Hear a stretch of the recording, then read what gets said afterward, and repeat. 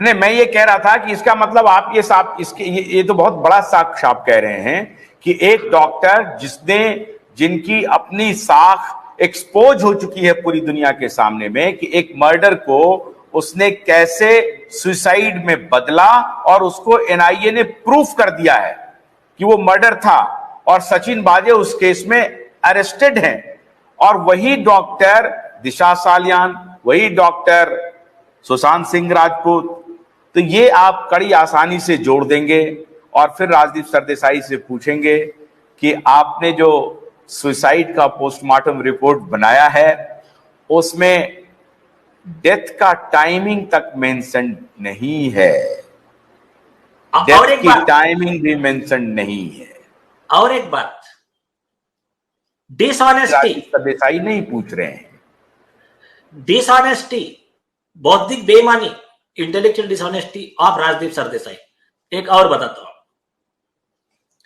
Case में अभी भी इन्वेस्टिगेशन जारी है, सीबीआई ने कोई कंक्लूजन दिया नहीं है।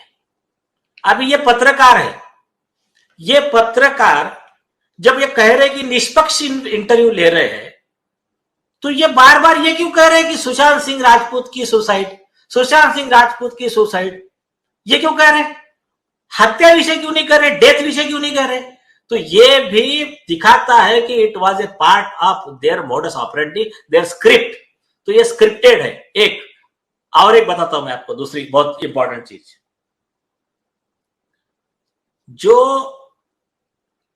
वो जो डॉक्टर है जिसने जो बोगस डेथ सर्टिफिकेट बनाने वाला एक्सपर्ट डॉक्टर जो है, जैसे एक सेकेंड सर नीलेश जी, जैसे कि मैं कहता हूं कि सुशांत सिंह राजपूत की हत्या हाँ। तो मैं कन्विक्शन से ये साथ कह रहा हूं और मैं भी ये डिमांड कर रहा हूं, जांच करा लो, और उसके बाद अगर ये साबित हो गया कि हत्या नहीं है तो मुझे अरेस्ट कर लो कि आपने क्यों बोला हत्या, आपने क्यों बोला हत्या, है ना? तो इस तरीके से अगर राजदीप सरदेसाई जी ने कहा कि सुसाइड, तो हम तो यही कह रहे हैं जांच करा लीजिए, और अगर ये बात साबित हो गई कि ये सुसाइड नहीं है तो राजदीप सरदेसाई को अरेस्ट कीजिए। एम आई राइट? नहीं, सिर्फ इतनी बात नहीं है ना आशुतोष जी, आप बहुत सिंपल ले रहे हो उसको, सिर्फ इतनी बात है ही नहीं। मैं आपको इससे आगे जाके बता रहा हूं, even if it is proved और नॉट प्रूव्ड, सुशांत सिंह राजपूत का मर्डर था, अबेटमेंट उसको किया गया या प्लान करके उसको, वो अलग चीज है, वो केस ही अलग है।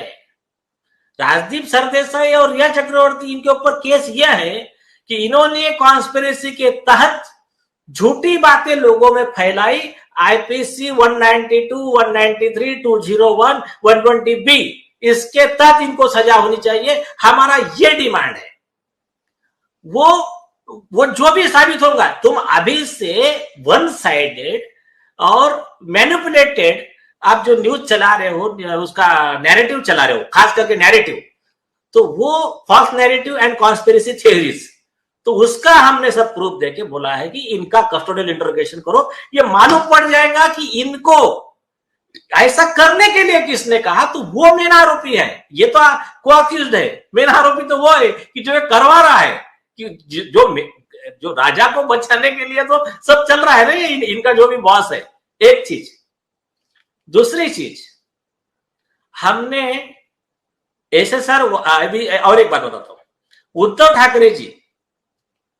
उद्धव ठाकरे उस समय चीफ मिनिस्टर थे, उन्होंने ये मैटर में बिहार के पुलिस अधिकारी को डिटेन करने के लिए उनकी जो मेयर थी किशोरी पेडनेकर, उसके थ्रू और मुंबई पुलिस के थ्रू जो भी चाल चली, और उसके बाद में उन्होंने पर्सनल फोन किया नारायण राणे और अन्य लोगों को कि आप प्लीज, आदित्य वहां था, ये बात मत बोलना। ये नारायण राणे ने अपने स्टेटमेंट में कहा है, वीडियो अवेलेबल है, पुलिस में भी स्टेटमेंट दिया है। तो ये भी उन्होंने अपने पद का दुरुपयोग किया, आरोपी को बचाने के लिए टेम्परिंग ऑफ एविडेंस, गवाह सबूत के साथ छेड़छाड़ किया। तो 120B में भी आरोपी है, और सरकारी संपत्ति का दुरुपयोग, misappropriation and misutilisation of public property, तो आईपीसी 409 में लाइफ इंप्रिजनमेंट के सजा के भी ये हकदार है। तो इसके लिए इनका भी कस्टोडियल इंट्रोगेशन मांगा गया है। एक दूसरी चीज, अब और एक इंपॉर्टेंट बात बता रहा हूं मैं, वो पूरे लीड्स जो है एसएसआर वॉरियर्स के यूट्यूब चैनल पे, ट्वीट पे और जो भी लोगों के, वो भी हमने जोड़े हैं पीआईएल में। उसमें एक बहुत बहुत इंपॉर्टेंट पॉइंट उन्होंने उठाया। उनका क्या कहना है कि एज पर इनकी जो स्टोरी, सिद्धार्थ पिठानी जो था उसका रूममेट, उसने स्टोरी क्या क्रिएट किया, जिस पर आपने भी एक वीडियो बनाया है कि मुझे फोन करके बुलाया, मैं जब गया तब मैंने लॉक खोला क्योंकि लॉक दरवाजा बंद था, लॉक तोड़ने को बोला, तोड़ के फिर मुझे निकलने नहीं, उनको बोला आप तुम जाओ, बाद में हम देख लेते। तो वो टाइम जो था 1:30 से 1:45 बजे का, दोपहर का 14 जून का टाइम।